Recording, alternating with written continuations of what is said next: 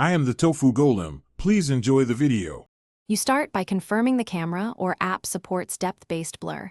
That capability determines the only way this works.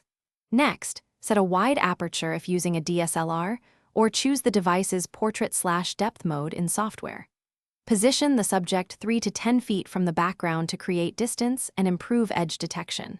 Once done, stabilize the camera on a tripod or steady surface.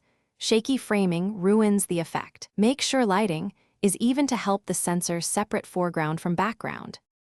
You now execute the precise settings that create a smooth blur. Lock focus on your subject's eyes, and if available, enable subject tracking so focus stays consistent during small movements. If using a lens, pick a longer focal length and the lowest practical f-stop to increase background blur. If using software, move the blur slider until the edge accuracy looks natural. Once confident, review a few test frames and adjust exposure or white balance to keep tones realistic. Sharp foreground with creamy back. You finish by carefully reviewing results and making targeted fixes. Zoom to 100% and inspect the subject edges for halos or cutouts.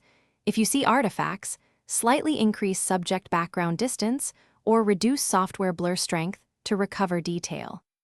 Once done, refine any automated mask using the app's manual brush or feathering controls to blend edges naturally. If problems persist, like jagged cutouts, switch to manual masking or shoot additional takes with simpler backgrounds.